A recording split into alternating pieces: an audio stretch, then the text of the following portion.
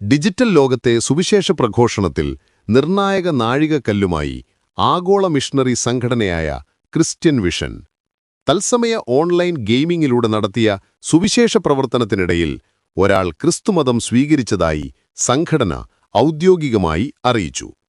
Digital പ്ലാറ്റ്ഫോമുകളിലൂടെയുള്ള സുവിശേഷ പ്രഘോഷണത്തിന്റെ ചരിത്രത്തിൽ ഇതാദ്യമായാണ് ഇത്തരമൊരു സംഭവം റിപ്പോർട്ട് ചെയ്യപ്പെടുന്നത്. വീഡിയോ ഗെയിം കളിക്കുന്നവരുടെ വലിയ കൂട്ടായ്മകളിലേക്ക് സുവിശേഷം എത്തിക്കുന്നതിനായി ക്രിസ്ത്യൻ വിഷൻ പരിചയസമ്പന്നരായ സുവിശേഷകരുടെ പ്രത്യേക സംഘങ്ങളെ പയനിയറിംഗ് സ്ക്വാഡ്സ് രൂപീകരിച്ചിരുന്നു.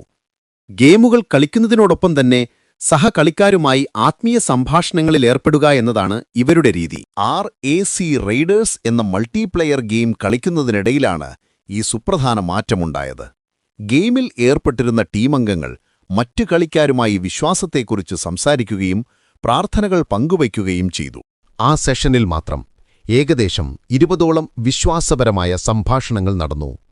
ഇതിൽ പങ്കെടുത്ത ഒരു ഗെയിമർ യേശുക്രിസ്തുവിനെ തന്റെ രക്ഷകനായി സ്വീകരിക്കാൻ തയ്യാറാവുകയായിരുന്നു. ഈ മുഴുവൻ സംഭാഷണങ്ങളും ഡിസ്കോഡ് എന്ന പ്ലാറ്റ്ഫോമിലൂടെ തത്സമയം സംപ്രേഷണം ചെയ്തിരുന്നു. ആ വ്യക്തിയെ ഇതിനകം തന്നെ ഒരു പ്രാദേശിക ചർച്ചുമായി ബന്ധിപ്പിച്ചിട്ടുണ്ടെന്ന് ക്രിസ്ത്യൻ വിഷൻ അറിയിച്ചു.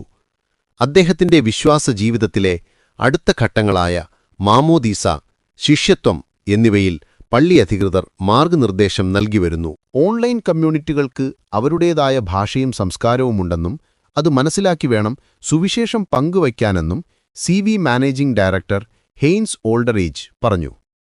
ആരെങ്കിലും യേശുവിനെ സ്വീകരിച്ചാൽ ഉടൻ ദൗത്യം അവസാനിക്കുന്നില്ല, മറിച്ച് അവരെ പൂർണ്ണമായ വിശ്വാസ ജീവിതത്തിലേക്ക് നയിക്കുക എന്നതാണ് ഞങ്ങളുടെ ലക്ഷ്യം, അദ്ദേഹം കൂട്ടിച്ചേർത്തു.